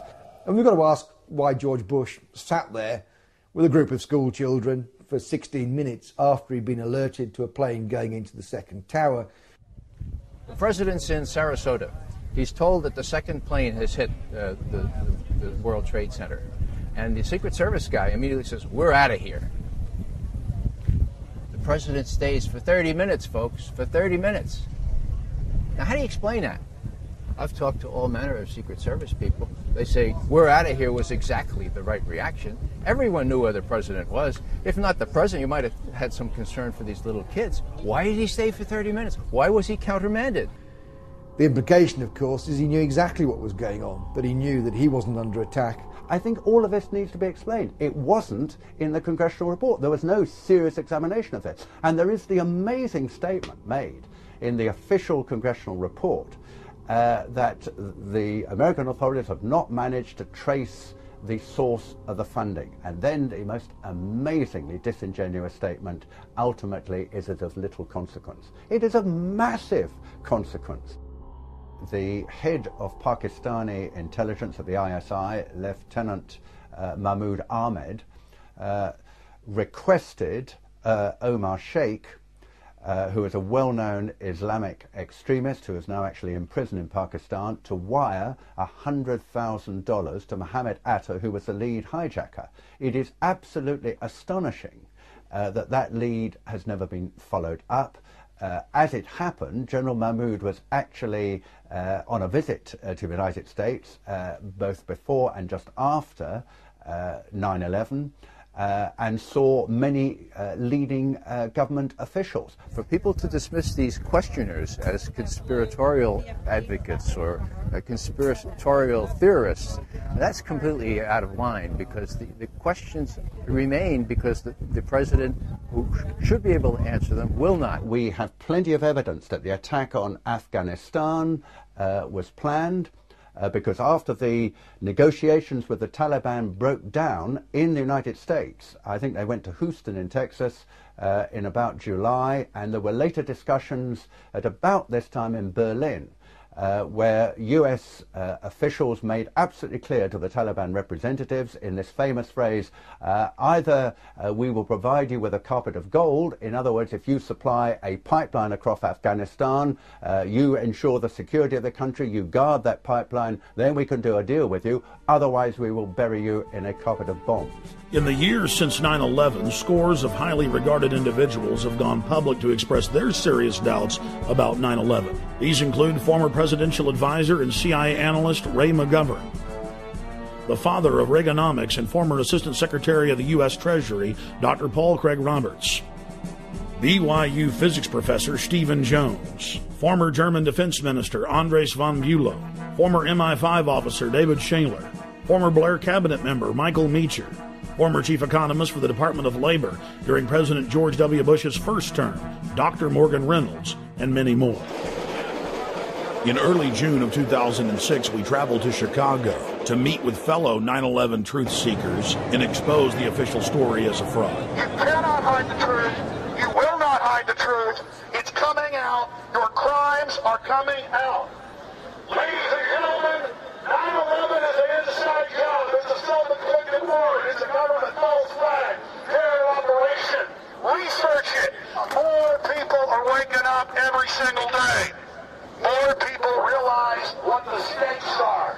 They love their families, and they understand that the government is carrying out terrorist attacks as a pretext to re-engineer America into a police state. Why? To capture us to be their political slaves, to use us as an engine of global empire, to invade the planet. While in Chicago, we had a chance to again speak with former MI5 agent Andy Michon. I'm convinced that 9/11 was an inside job. And there are a number of compelling reasons why I think it was an inside job. Primarily, the collapse of the Twin Towers, which looked to me to be controlled demolitions. Also the collapse of Building 7 of the World Trade Center complex. Also the fact that the air defences were stood down that day, who benefited from the attacks, of course. So there were a lot of put options put on the airlines that suffered during those attacks. It's a whole range of different evidence that adds up to something very, very suspicious about 9/11. I feel passionately that we need to expose the government involvement in 9/11, because if we don't, they will keep doing this in future. There will be another attack in order to justify another unjustifiable war. We also spoke with Dr. Morgan Reynolds. No matter how much our inert public wants to avoid this, it's eating away. It's willful denial, willful ignorance. It's eating away at the underbelly of America. And we aren't going to solve our problems by ignoring 9/11.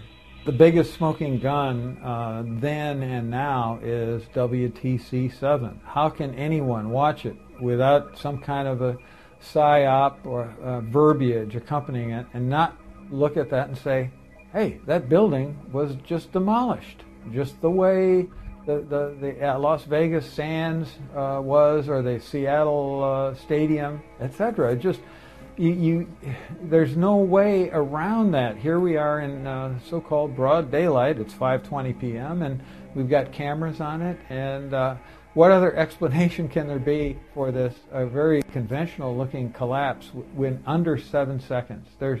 That just has crime, inside job written all over it. We need real convictions. We need arrests. We need prosecutions.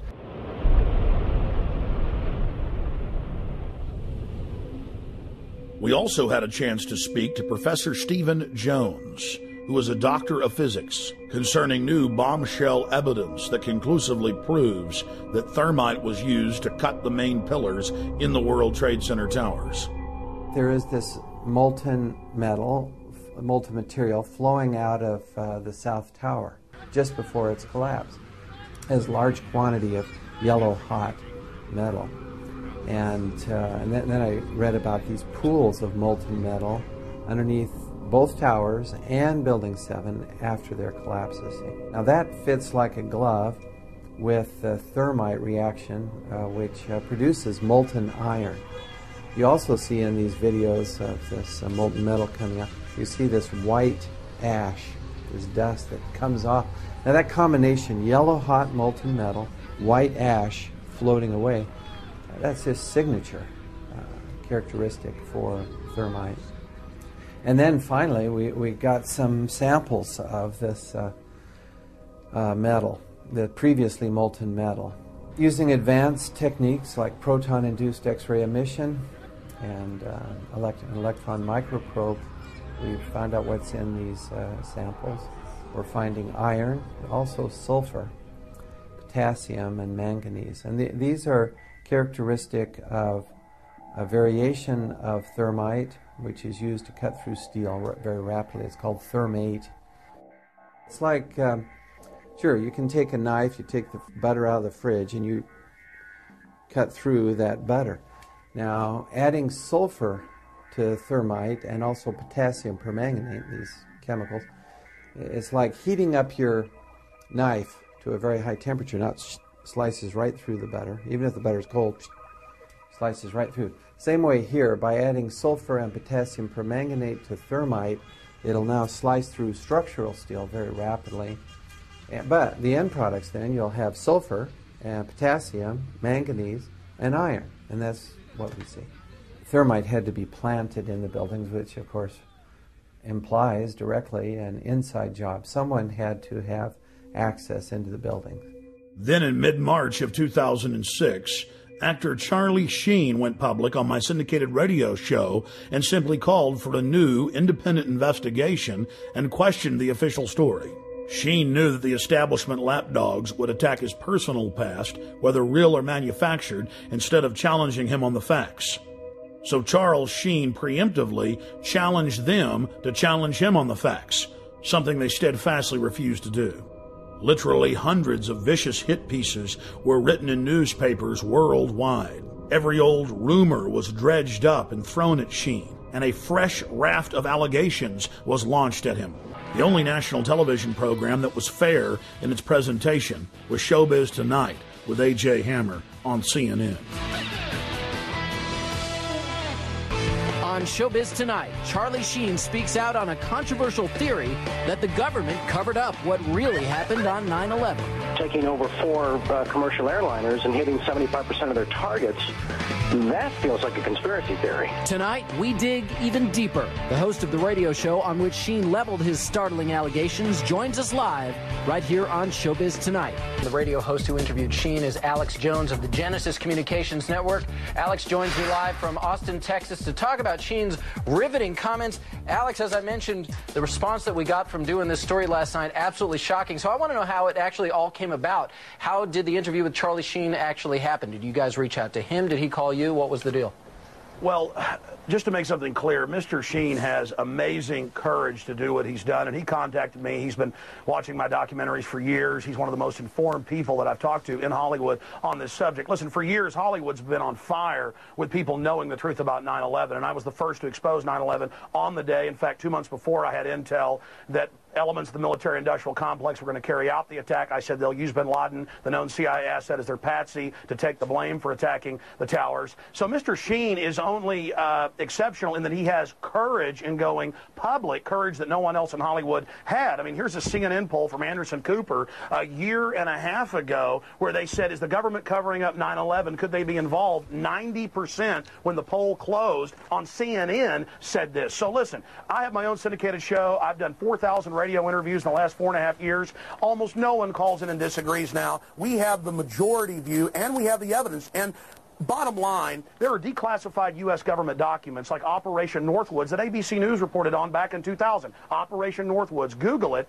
and in there the U.S. government, an element of it said we want to hijack jets by remote control, crash them, and blame it on the Soviet Union and Cuba. Now, that was decades ago. This is why we believe this. Right. Then you look at the official story, the firefighters, the police, hundreds of them saying there were bombs in the buildings. They were told to shut up. You look at Building 7, detonators are going off. You can see the explosions. And Alex, a lot of this is what Charlie Sheen Sheen was covering, I'm actually just curious, did he reach out to you guys? Is he the one who put the call into you? Sure, Is that how he wound up on your show? Sure, he called me a few weeks ago and said that he loves this country. He has nothing to gain from this. I mean, in fact, it's dangerous for him to do. But he said, I love this country and my kids so much that I'm going to do this, Alex. And I said, God bless you, because now it may spur other Hollywood people who've got major pull, who know the truth, to start going public. Look, it's really simple. Let's understand this, okay?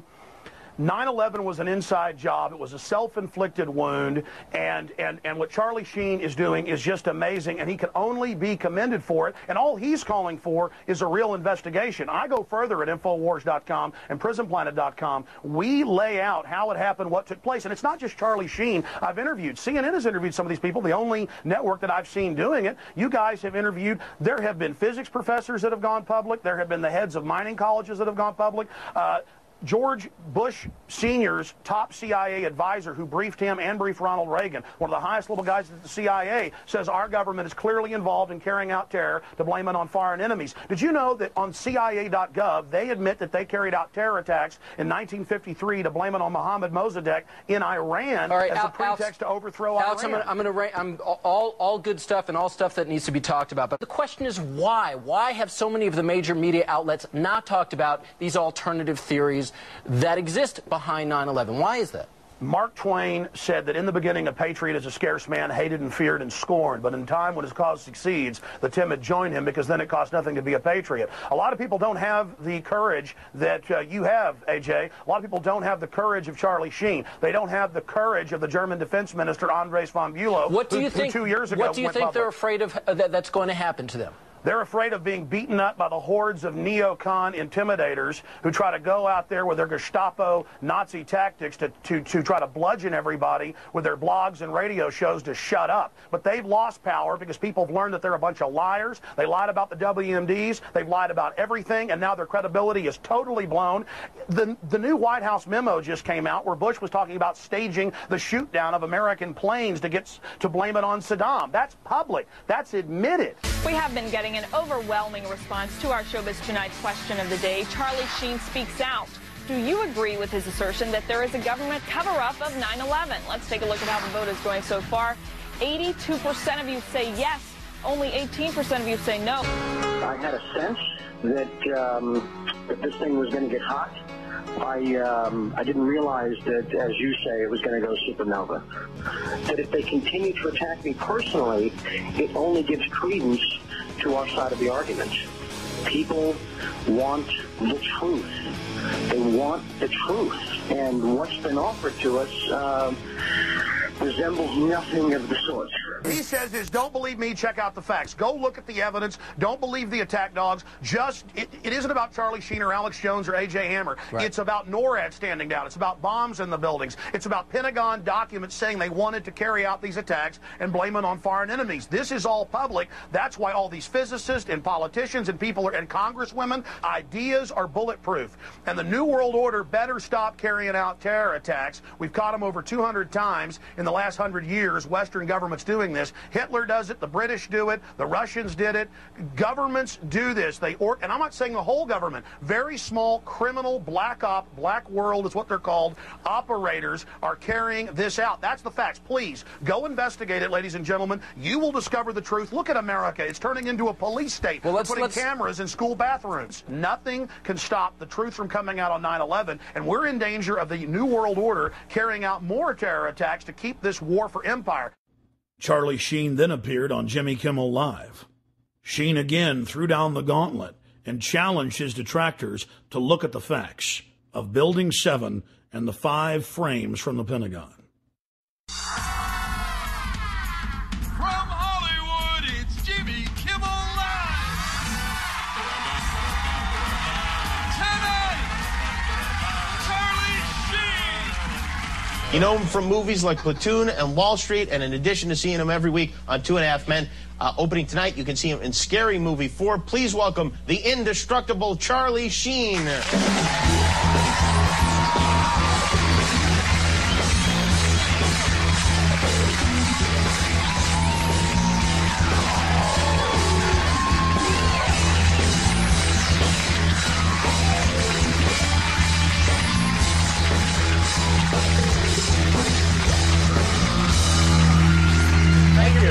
Happy almost Easter. Hey, back at you. Thank you. You had some interesting comments. You were on a radio show and you talked about 9/11, and you have is it a theory, or you just don't believe the government account of what happened on 9/11?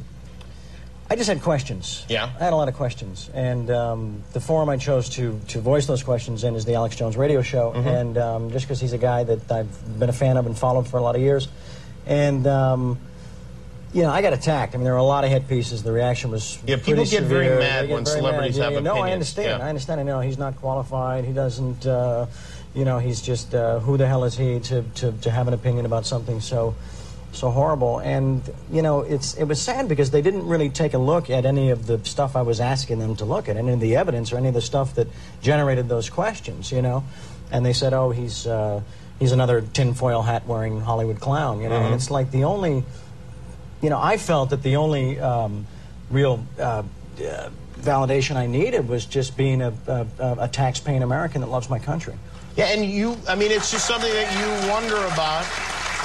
And you would like to know more about, Sure. I assume. And do you, did you study the tapes? And you... I've done a lot of research, and it's not just me; it's the people that have come before me, the experts and the engineers and the physicists and the scientists and the scholars that raised a lot of these things. And I took a look at their research and said, yeah, it doesn't add up. A lot of it doesn't add up. Hence these questions, you know. And there's two areas. There's Building 7, and there's the 5 frames from the Pentagon. Don't listen to me. Do your own research, you know. But I think that, you know, what happened to a time in this country when we were entitled, when we had a constitutional and a God-given right to be curious about things that didn't make sense. That's all it was. Because we have a lot of cable shows now, and they need stuff to be mad about. So, you know, stuff like this is like, oh boy, we could yell about this for an entire week. And plus, with your dad being the president and all, it puts a lot of the focus on it. That's true. Yeah, I should have conferred with him before I came out publicly. You know? Within weeks of Charlie Sheen throwing down the gauntlet on national television,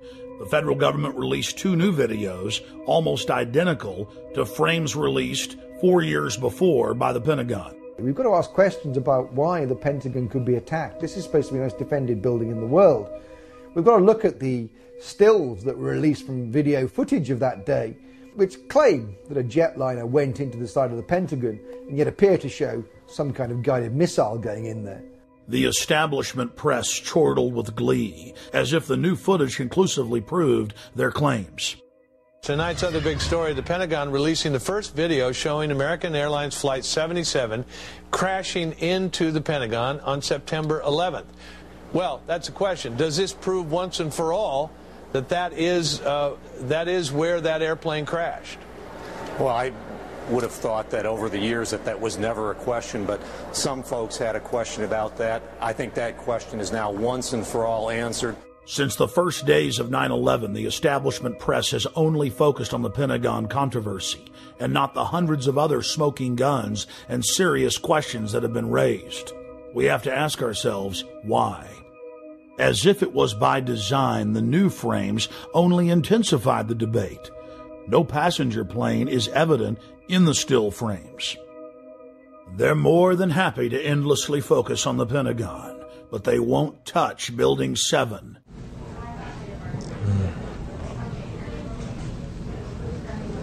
It's amazing. Amazing, incredible, pick your word. For the 3rd time today, it's reminiscent of those pictures we've all seen too much on television before, when a building was deliberately destroyed by well-placed dynamite to knock it down. We have the owner of the World Trade Center complex admitting on tape that he ordered the building demolished on the afternoon of 9/11. I said, you know, we've had such terrible loss of life. Maybe the smartest thing to do is pull it. And they made that decision to pull, and then we watched the building collapse.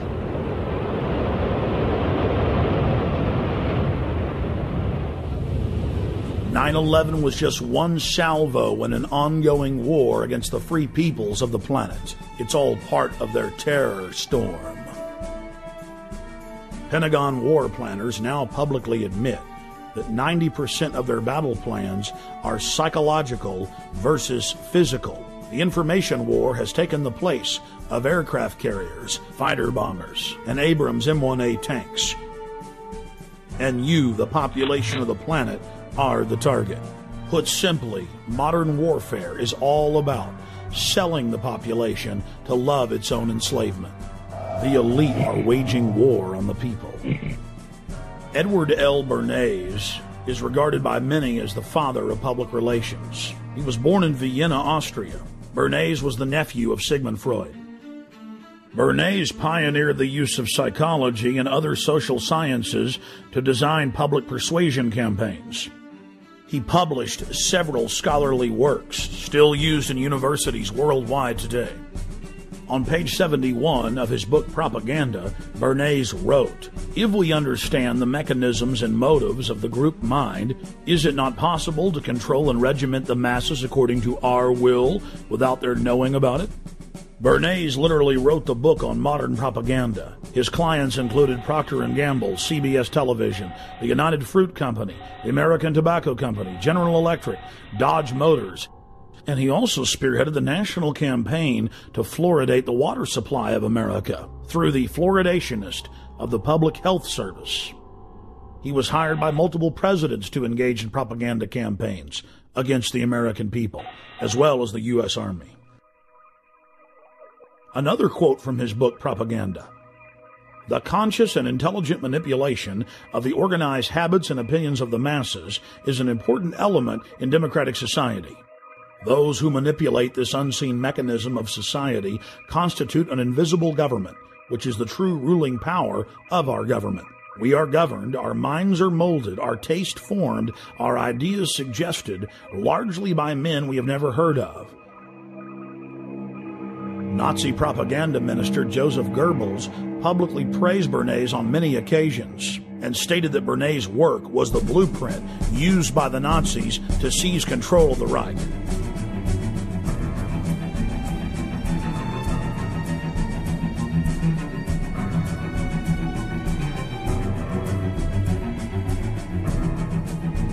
Edward Bernays advanced the science of propaganda light years. But more than 60 years after his heyday, the science of mind control is thousands of times more sophisticated than even Bernays had envisioned. Since the dawn of man, bullies have attempted to dominate and control the tribe. Human history has been one long struggle of the independent free human against organized crime syndicates attempting to enslave him. Brute force has been replaced with intimidation and propaganda. We are manipulated into enslaving ourselves. We are conned into believing that the establishment is our loving keeper and not our parasitic master. The New World Order architects are a group of predatory control freaks who have enslaved humanity and are desperate to keep control of their cattle. The elite is threatened by independent free humans who control their own destinies. They're threatened by intelligence, by beauty, by honor, by family. They seek to control and steer the destiny of humanity in a direction that secures their power monopoly forever. They are sadistic. They are callous. They think nothing of human life, only control and keeping that control. The entire world is being engineered, designed to be a prison planet, a control grid over free humanity, where no dissent is tolerated. Once you realize that the establishment is laughing at you, you can begin to research the truth and start fighting back. Once you understand their game plan, it's very easy to defeat. Knowing who your enemy is half the battle. Taking action is the other half. You only have to free your mind, and defeating the globalist will be easy.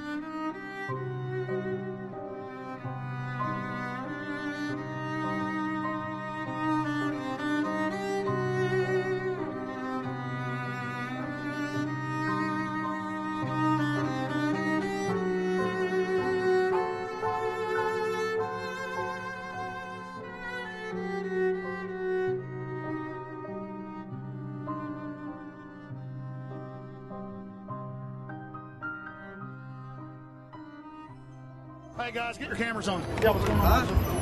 I've almost been arrested 3 times every day, anywhere in the city, videotaping anything. It is an absolute nightmare. And we're looking for patriots that know what the Bill of Rights and Constitution says, and that can see all of this and know that it's a fraud. 4 planes in 2 hours! How can that be? A cop on 9/11 said that it was going to come down. I don't know how he knew that. On the morning of 9/11, the CIA was running a drill of flying hijacked jets into the World Trade Center and Pentagon. Building 7 is further away from the towers and was not hit by planes.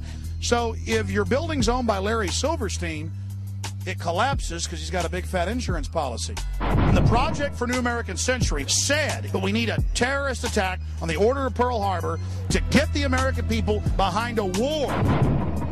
Prescott Bush, he did a number of things that were not only anti-American, but were pro-Hitler. A lot of people aren't going to know what Skull of... I don't really know what it is. Why don't you talk about NORAD standing down, Michael?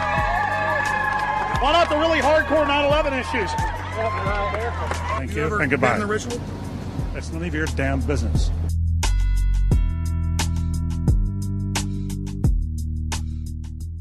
We're talking about the Bohemian Grove and trying to see what locals think about it. You're talking about the Bohemian Grove, quote-unquote elite and presidential retreat. I can't even begin to imagine what we're going to discover when I infiltrate tomorrow. What about the rituals? Have you heard anything about the rituals that go on? Oh, there's all kinds of rumors about rituals. Oh, no. It's politicians. And now we're going to infiltrate. I think we should go and see what we can see. Do you worry for Alex, Violet? I do. Alex gets so impassioned by what he's doing that sometimes I'm afraid that he might be a little too fearless. While we're inside the Bohemian Grove. Citizens on Earth sets us free.